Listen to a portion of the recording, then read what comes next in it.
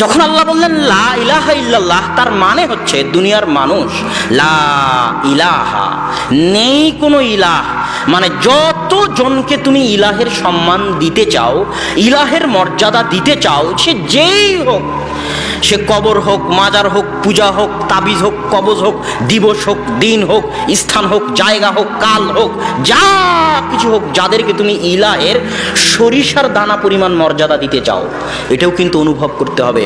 শিরকের এর মধ্যেই শিরক চলে আসবে। সরিষার দানা পরিমাণ মর্যাদা যদি তুমি ইলাহের মর্যাদা থেকে, ইলাহের হক থেকে, ইলাহের একটা হক আছে, ইলাহের একটা অধিকার আছে, ইলাহ তোমার রব, তিনি তোমাকে খাওয়ায়, তোমাকে পান করে, তার একটা অধিকার আছে, তুমি তার অধিকার থেকে, তার হক থেকে, তার মর্যাদা থেকে সরিষার দানা পরিমাণ যে কাউকে দেও, তাদেরকে আগে লাথি দিয়ে, পা দিয়ে ভেঙে পিষে দাও। এর মানে হলো লা ইলাহা ইল্লাল্লাহ। ইলাহের যত অধিকার, হক, মর্যাদা, সম্মান যা কিছু আছে, তা একমাত্র পাওয়ার অধিকার কে রাখে? আল্লাহ সুবহানাহু ওয়া তাআলা। যখনই আপনি ইলাহের হক থেকে, ইলাহের মর্যাদা থেকে চুল পরিমাণ অন্য কাউকে দিবেন, তখন আপনি ইলাহের হককে শেয়ার করলেন। কি করলেন? শেয়ার করা বুঝেন তো? ভাগ করা বুঝেন তো? ওটারই আরবি হচ্ছে শিরক করা। ওটারই আরবি কি? শিরক করা। শিরক মানে শেয়ার করা, শিরক মানে ভাগ করা। ইলাহের যা মর্যাদা আছে, ইলাহের যা হক আছে, ইলাহের যা অধিকার আছে, ওখান থেকে চুল পরিমাণ অধিকার, সরিষার দানা পরিমাণ সম্মান যদি আপনি অন্য কারোর সাথে শেয়ার করেন, তাহলে আপনি শিরক করলেন। আর ইন্না শিরকা লাযুলমুন আযীম, নিশ্চয় শিরক হচ্ছে মহা অত্যাচার। কেন অত্যাচার?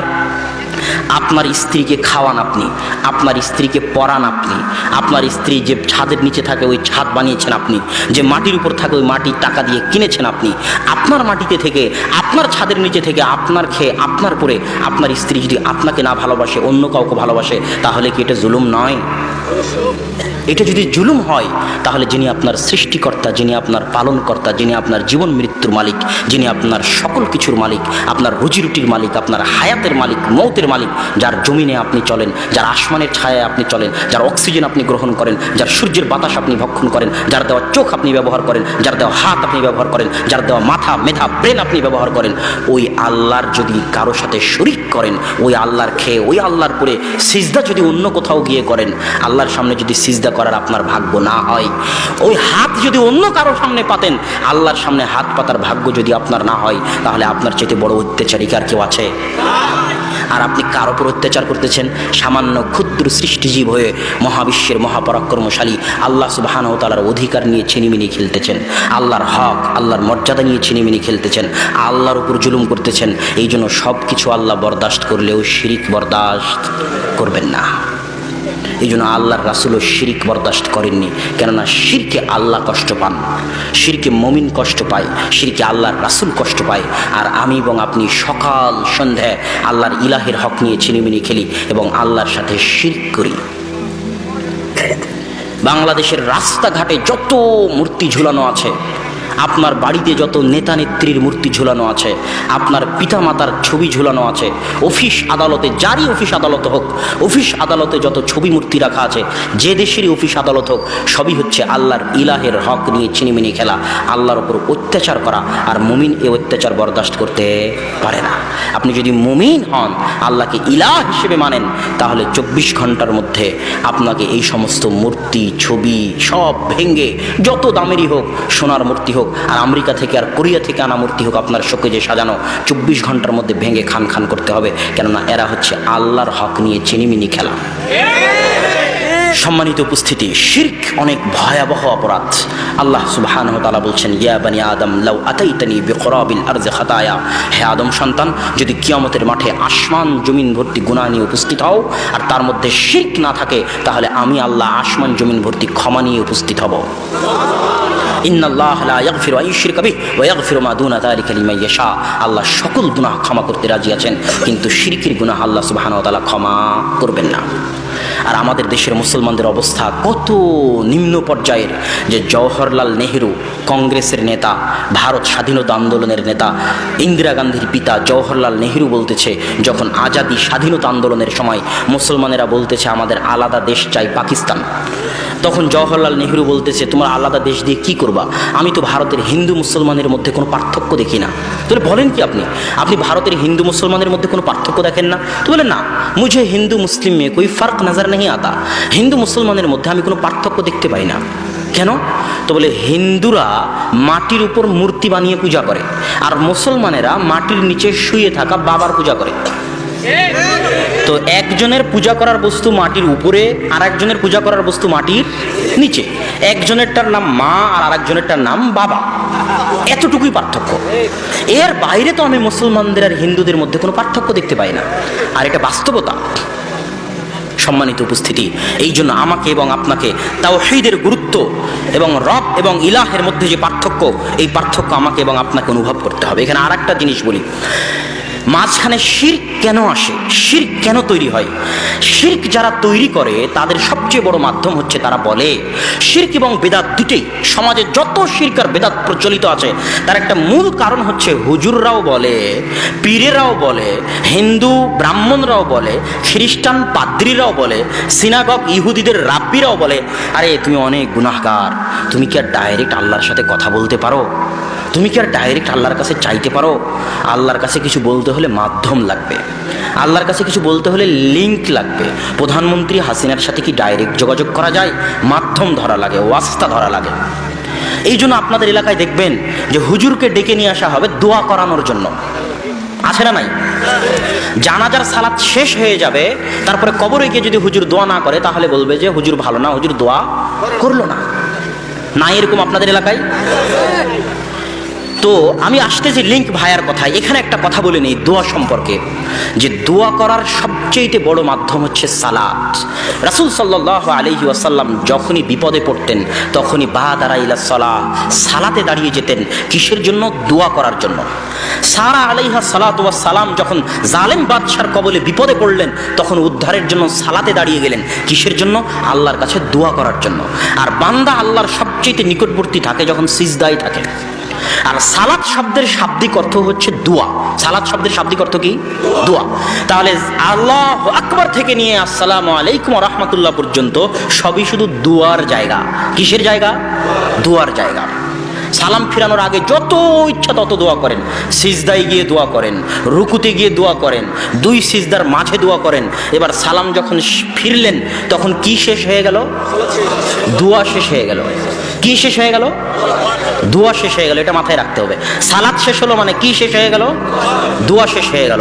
এবার আপনি যদি বলেন যে হুজুর দোয়া করলো না, তাহলে বুঝতে হবে আপনি জাহেল, আপনি মূর্খ, আপনি অজ্ঞ, আপনি ইসলামের হাকিকত সম্পর্কে জানেন না, ইসলামের দর্শন সম্পর্কে জানেন না, ইসলামের অভ্যন্তরীণ গূঢ় তত্ত্ব সম্পর্কে জানেন না।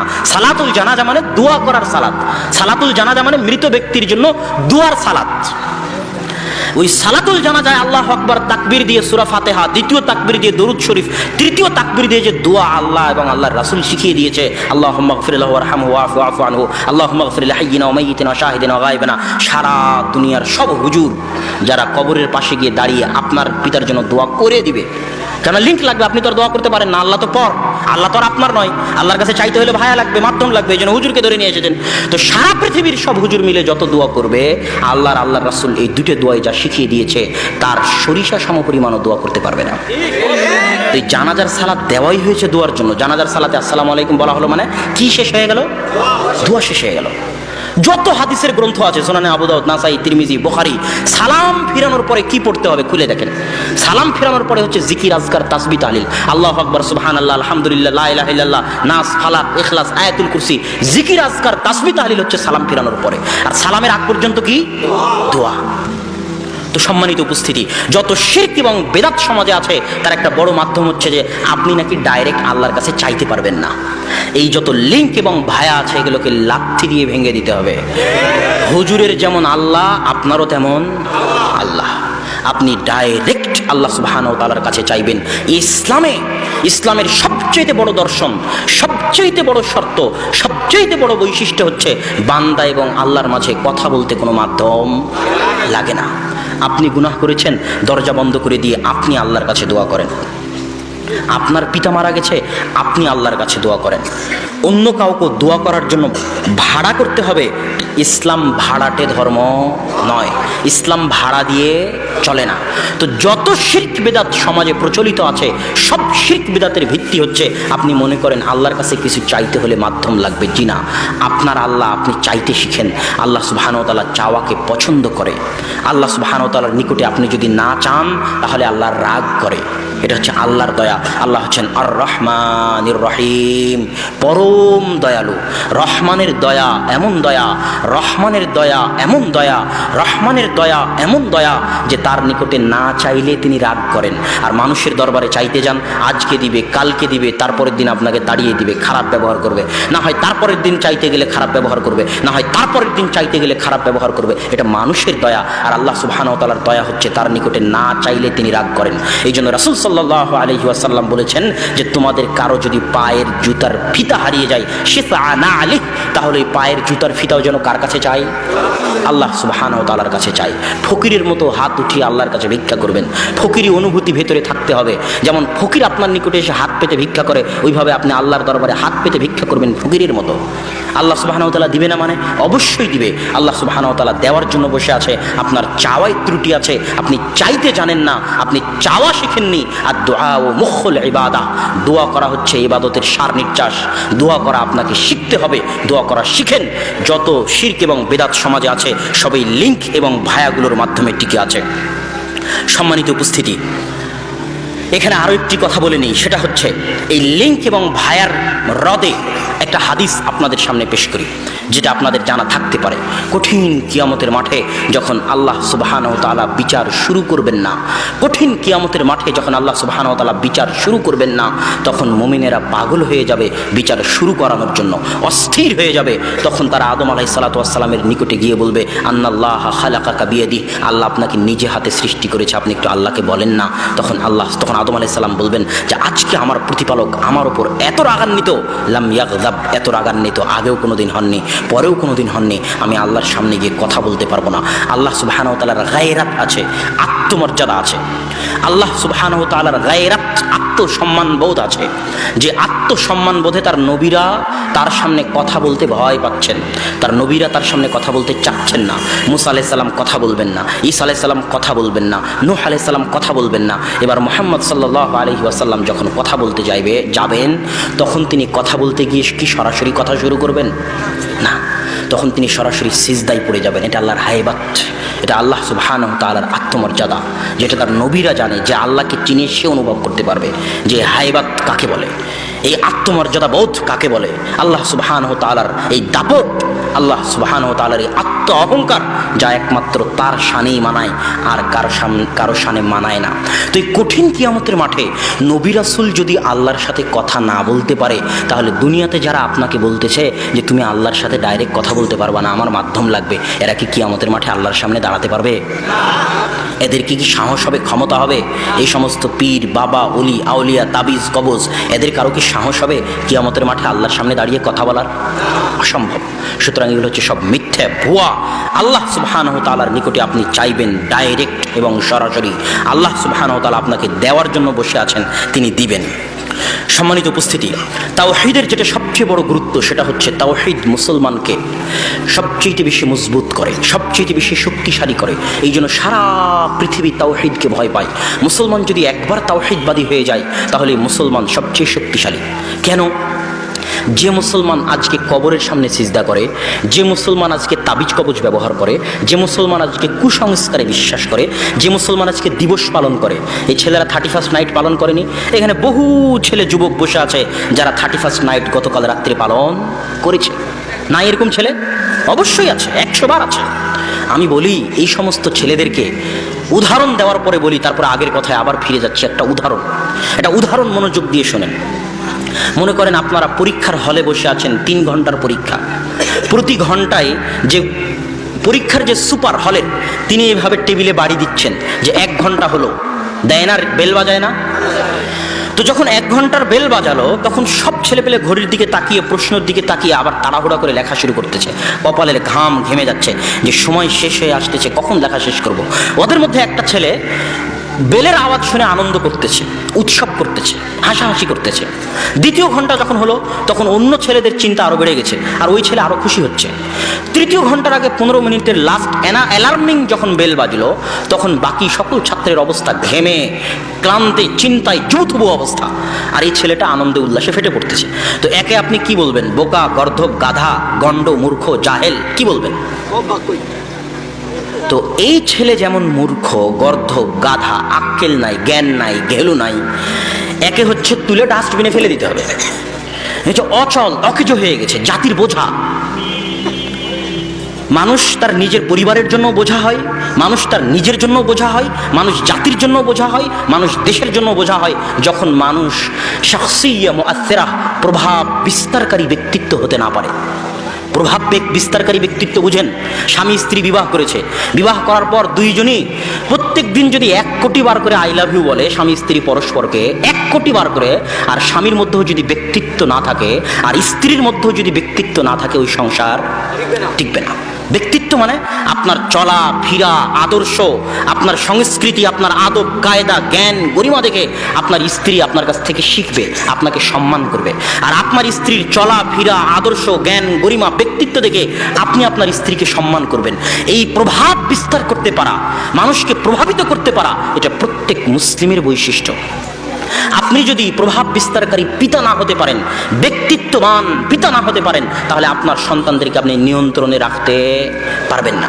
আপনার সন্তান আপনার কথা শুনে না মানে আপনি ব্যক্তিত্বহীন পিতা, আপনাকে তুলে ডাস্টবিনে ফেলে দিতে হবে। আপনি জাতির জন্য বোঝা, পরিবারের জন্য বোঝা। আপনি ব্যক্তিত্ববান স্বামী নন মানে আপনি অকেজো বোঝা। আমি আমার নানাকে দেখেছি, আমার নানার দ্বারা আমি অনেক প্রভাবিত। তিনি একজন প্রভাব বিস্তারকারী ব্যক্তিত্ববান ব্যক্তি ছিলেন। এমন কোনো শুক্রবার দেখিনি যেই শুক্রবারে আমার নানা সবার আগে মসজিদে যায়নি।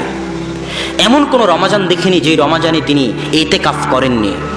এমন কোনো সালাত দেখিনি যেই সালাত তিনি মসজিদে সবার আগে গিয়ে আজান দিয়ে জামাতের সাথে আদায় করেননি। বহুদিন দেখেছি গরম ভাতে হাত দিয়ে তিনি কেঁদেছেন। তো আমি তার দ্বারা প্রভাবিত, মানে তিনি একজন ব্যক্তিত্ববান, আদর্শবান মুসলিম। আর এই যে যুবক যে স্রোতের গায়ে গা ভাসিয়ে দিয়েছে, স্রোত বলতেছে 31st নাইট করতে হবে, যুগ বলতেছে 31st নাইট করতে হবে, তাই সেও 31st নাইট করেছে। তো ওই সমুদ্রে, নদীতে, আপনাদের এলাকায় নদী আছে না? ওই নদীতে পানা ভাসে না, খড়কুটো ভাসে না, ফেনা ভাসে না? ওই পানা, খড়কুটো, ফেনার যেমন কোনো মূল্য নাই, এই যুবকের তেমন কোনো মূল্য নাই। কেন? তার জীবন শেষ হয়ে যাচ্ছে। আল্লাহ তাকে একটা নির্দিষ্ট জীবন দিয়ে পৃথিবীতে পাঠিয়েছে। আপনাকে যদি বলি আপনার বাড়ি কোথায়, যুবককে বলতেছি, কেন কথা এখন যুবকের সাথে। তো যুবক যদি বলে যে আমার বাড়ি নবাবগঞ্জ, দিনাজপুর, তাহলে উত্তর ভুল হবে। যুবকের বাড়ি কোথায়? যুবকের জন্ম যদি 1993 হয়ে থাকে আর মৃত্যু যদি 2060-70 হয়ে থাকে, তাহলে যুবকের বাড়ি হচ্ছে 1993 থেকে 2060 পর্যন্ত এই সময়টুকু। এই সময়টুকু দেশে দিনাজপুরেও থাকতে পারে, লন্ডনেও থাকতে পারে, সমুদ্রেও থাকতে পারে, মরুভূমিতেও থাকতে পারে। কথা মনে হয় বুঝাতে পারিনি আমি। আপনার বাড়ি হচ্ছে মহাকাল। আল্লাহ যেদিন পৃথিবী সৃষ্টি করেছে সেই দিন থেকে পৃথিবী ধ্বংস হওয়ার মাঝামাঝি একটা সময় আল্লাহ আপনাকে হায়াত দিয়ে পৃথিবীতে পাঠিয়েছে। এই সময়টুকু হচ্ছে আপনার থাকার জায়গা। এই সময় যেই দিন শেষ হয়ে যাবে, আপনিও সেই দিন শেষ হয়ে যাবেন। এই সময়টুকুর মধ্যে আপনি বগুড়াতেও থাকতে পারেন, লন্ডনেও থাকতে পারেন, দিনাজপুরেও থাকতে পারেন। কোনো স্থানের সাথে আপনার বাড়ির সম্পর্ক নয়, সময়ের সাথে আপনার বাড়ির সম্পর্ক, সময়ের সাথে আপনার থাকার সম্পর্ক। একটা করে বছর যাচ্ছে মানে ওই একটা করে সময় শেষ হচ্ছে, আপনি মৃত্যুর দিকে এগিয়ে যাচ্ছেন। পরীক্ষার হলে বসে থাকা যুবক যেমন পরীক্ষার সময় শেষ হওয়া দেখে আনন্দ করে, ওই যুবক যেমন বোকা, ওই যুবক যেমন গর্ধব, ওই যুবক যেমন গাধা, ঘেলুহীন, ডাস্টবিনে ফেলে দেওয়ার যোগ্য। যারা 31st নাইট পালন করে, এখানে যত যুবক উপস্থিত আছে তাদের সকলকে লক্ষ্য করে বলতেছি, তারা যদি 31st নাইট পালন করে থাকে তাহলে তারা ওই পরীক্ষার হলে বসে থাকা ছেলের চাইতেও বোকা, ওই পরীক্ষার হলে বসে থাকা ছেলের চাইতেও গাধা, গর্ধব, মূর্খ, ঘেলুহীন। এদের থাকার জায়গা ডাস্টবিন। এরা সমাজে আর থাকতে পাওয়ার মতো যোগ্যতা এদের মাঝে নাই। এই জন্যই আব্দুর রাজ্জাক বিন ইউসুফ বহু বক্তব্যে বলেছে যে যুবক, তোমাকে তোমার মাস্টারকে যে ডক্টরেট ডিগ্রি পাশ করেছে অক্সফোর্ড থেকে, তাকে যদি জাহেল মূর্খ প্রমাণ করতে না পারি তাহলে জাতির সামনে বক্তব্য দিব না। আর এই যে আমি জাহেল মূর্খ প্রমাণ করে দিলাম যে সে কেন জাহেল, যে 31st নাইট পালন করে সে কেন মূর্খ। সম্মানিত উপস্থিতি, অতএব যুবক সমাজ সহ সকলের উদ্দেশ্যে বলতে চাই, যে আল্লাহ সুবহানাহু ওয়া তাআলা আমাদেরকে যেন তাওহীদের আলোচনার মধ্যে যে বিষয়টা আনতে চাচ্ছিলাম, যে তাওহীদ আমাদেরকে ব্যক্তিত্ববান করে, মজবুত করে। কেন? যে মুসলমান কবরে পূজা করে, যে মুসলমান 31st নাইটকে সম্মান করে, যে মুসলমান বিভিন্ন দিবসকে সম্মান করে, যে মুসলমান জিন শয়তানের ভয়ে তাবিজ কবজ ব্যবহার করে, ওই মুসলমান একদিন আমেরিকা ইসরায়েলেরও গোলামি করবে। যে আল্লাহর সামনে ছাড়া অন্য কারো সামনে মাথা নত করে, সে একদিন বাতিল শক্তির সামনেও মাথা নত করবে। আর যারা এগুলোকে চায় না, 4 পয়সা দাম দেয় না, তাদেরকে যদি পারমাণবিক বম দিয়েও হত্যা করে দেন, তবুও তাদের আদর্শকে আপনি নষ্ট করতে পারবেন না। এটা হচ্ছে ইসলামের আদর্শিক বিজয়। এই জন্য ইব্রাহিম আলাইহিস সালাম একাই তাওহীদপন্থী, আর আল্লাহ ইব্রাহিম আলাইহিস সালামকে বলেছে তুমি মিল্লাত, তুমি একাই হওয়ার পরও তুমি একটা জাতির সমান। এটা হচ্ছে তাওহীদের গুরুত্ব। তাওহীদ যেই দিন মুসলমান বুঝে নিবে, সেই দিন মুসলমান, এক তাওহীদপন্থী মুসলমান সারা পৃথিবীর সব পারমাণবিক বমের চেয়ে শক্তিশালী হয়ে যাবে। তাওহীদ যেই দিন মুসলমান বুঝে নিবে। অতএব দেশ জাতি সকলের প্রতি এই সংক্ষিপ্ত আলোচনার মধ্যে আমি এতটুকুই অনুরোধ করতে চাইব যে আসুন আমরা তাওহীদের চর্চা করি, তাওহীদ বুঝি। তাওহীদের শেষ প্রকারের উপর সংক্ষিপ্ত কথা বলে আমার বক্তব্য শেষ করব। তাওহীদের শেষ প্রকার হচ্ছে তাওহীদুল আসমা ওয়াস সিফাত। প্রথম প্রকার আল্লাহকে রব হিসেবে মানা, ওটার ব্যাখ্যা চলে গেছে। আল্লাহকে ইলাহ হিসেবে মানা, ওটার ব্যাখ্যাও হয়ে গেল। সবাই রব হিসেবে মানে, কিন্তু সবাই ইলাহ হিসেবে মানে না। এবার আসমা ওয়াস সিফাত কেন লাগবে? আল্লাহ যে কে এটা তো আপনাকে চিনতে হবে। আপনি কি আল্লাহকে চিনেন? আপনি কি আল্লাহকে জানেন? আপনি কি আপনার সৃষ্টিকর্তা সম্পর্কে কোনোদিন পড়েছেন? আপনার সৃষ্টিকর্তা সম্পর্কে কোনোদিন কি জানার চেষ্টা করেছেন? আপনার সৃষ্টিকর্তাকে কে, তিনি, তার পরিচয় কি, এটা যদি আপনি জানতে চান, তাহলে আসমা ওয়া সিফাত, আল্লাহর নাম আছে, আল্লাহর গুণাবলী আছে, সেগুলো আপনাকে পড়তে হবে এবং জানতে হবে। নাম এবং গুণাবলীর গুরুত্ব সম্পর্কে দুই একটা আয়াত এবং হাদিস বলে আজকের বক্তব্যের এখানে ইতি টানবো ইনশাআল্লাহুল আজিজ। আয়াতুল কুরসি সম্পর্কে রাসূল সাল্লাল্লাহু আলাইহি ওয়াসাল্লাম বলছে, মান ক্বারা আয়াতুল কুরসি দুবুরা কুল্লি সালাতিন, কেউ যদি আয়াতুল কুরসি পাঠ করে 5 ওয়াক্ত সালাতের পরে, লা ইয়ামনাহু মিন দুখুলিল জান্নাহ ইল্লাল মাউত, তাহলে জান্নাতে যেতে তাকে কিছুই বাধা দিবে না, তার মৃত্যু ছাড়া। সে মরলেই জান্নাতে যাবে, সে মরলেই জান্নাতে যাবে। এই আয়াতুল কুরসির মধ্যে কি আছে প্রথম থেকে নিয়ে শেষ পর্যন্ত পড়ে দেখেন তো। আয়াতুল কুরসির মধ্যে কি আছে? সালাত সিয়ামের কথা নাই, হজ জাকাতের কথা নাই, পরকালের কথা নাই, জান্নাত জাহান্নামের কথা নাই। শুরু থেকে শেষ পর্যন্ত শুধুই শুধু আল্লাহ সুবহানাহু ওয়া তাআলার নাম, তার পরিচয়, তার গুণাবলী আছে। আল্লাহু লা ইলাহা ইল্লা হুয়াল হাইয়ুল কাইয়্যুম লা তাখুযুহু সিনাতুন ওয়া লা নাওমুন লাহু মা ফিস সামাওয়াতি ওয়াল আরজ। এই যে লাহু মা ফিস সামাওয়াতি ওয়াল আরজের মানে কি সম্পূর্ণটুকু ব্যাখ্যা করার হয়তো সময় নাই। আল্লাহ বলছেন আসমান এবং জমিন এবং তার মাঝে যা কিছু আছে সবই আমার। আর আরেক আয়াতে আল্লাহ বলছেন ইউসাব্বিহু লিল্লাহি মা ফিস সামাওয়াতি ওয়াল আরজ, আসমান জমিন এবং তার মাঝে যা কিছু আছে সবই আল্লাহর তাসবিহ পাঠ করে। আল্লাহ যদি বলতেন ইউসাব্বিহু মান ফিস সামাওয়াতি ওয়াল আরজ, আসমান এবং জমিনে যদি মান আরবি শব্দটি আল্লাহ ব্যবহার করতেন, তাহলে বুঝতাম আসমান জমিনে যাদের বুদ্ধি আছে, যাদের প্রাণ আছে, যাদের বিবেক আছে, একমাত্র তারাই আল্লাহর তাসবিহ পাঠ করে। কিন্তু আল্লাহ বলেন ইউসাব্বিহু লাহু মা, আসমান এবং জমিনে মা মানে যত জীব জন্তু জড় পদার্থ বস্তু, এই মাইক, এই জুব্বা, এই খাতা, এই টেবিল, এই আসমানের নিচে জমিনের উপরে যত ধূলিকণা বালিকণা, স্বয়ং আসমান, স্বয়ং জমিন, স্বয়ং পাহাড়, স্বয়ং গাছ, এর মাঝে যা কিছু আছে প্রত্যেক ধূলিকণা বালিকণা আল্লাহর তাসবিহ পাঠ করে। কেন বিশ্বাস হয় না? বিশ্বাস হয়। দলিল দিব। আল্লাহ সুবহানাহু ওয়া তাআলা যখন ইব্রাহিম আলাইহিস সালাতু ওয়াস সালামকে আগুনে নিক্ষেপ করা হলো, তখন আল্লাহ বললেন ইয়া নারু কুনি বারদাম ওয়া সালামান আলা ইব্রাহিম, হে আগুন তুমি ইব্রাহিমের জন্য ঠান্ডা হয়ে যাও। আগুনের কি জীবন আছে? আগুনের কি প্রাণ আছে? আগুন তো জড় বস্তু, তো আগুন কি ঠান্ডা হয়নি? মুসা আলাইহিস সালাতু ওয়াস সালাম যখন নদী পার হলেন, তখন লাঠি নিক্ষেপ করলেন, নদী রাস্তা তৈরি করে দিল। তো সমুদ্রের পানির কি জীবন আছে? এটা তো জড় বস্তু, জলোচ্ছ্বাস পানি দিয়ে হয়, পানির কি জীবন আছে? 150-200 কিলোমিটার গতিতে বাতাস প্রবাহিত হয়, বাতাসের কি জীবন আছে? 8 রিখটার স্কেলে 9 রিখটার স্কেলে জমিন কেঁপে ওঠে, মাটি কেঁপে ওঠে, মাটির কি জীবন আছে? এই মেঘ আওয়াজ করে, এই মেঘ বৃষ্টি আকারে ছড়িয়ে বেড়ায়, এগুলোর কি জীবন আছে? তাহলে এই মেঘ, এই বাতাস, এই পানি, এই জমিন সবই আল্লাহ সুবহানাহু ওয়া তাআলার কথা শুনে, তার অগণিত অহরহ দলিল আছে। এই জন্য রাসূল সাল্লাল্লাহু আলাইহি ওয়াসাল্লাম শিখিয়ে দিয়েছেন সুবহানাল্লাযী সাখখারা লানা হাদা। যখন আপনি কোনো গাড়িতে উঠবেন তখন আপনি এই দোয়া পড়বেন, এটা আল্লাহ রাসূল শিখিয়ে দিয়েছে, এটা তাসবিহ। এই দোয়ার মধ্যে কি আছে? যে আমি যে গাড়িতে উঠলাম ওই আল্লাহর পবিত্রতা বর্ণনা করতেছি, যিনি এই গাড়িকে আমার অধীনস্থ করে দিয়েছেন।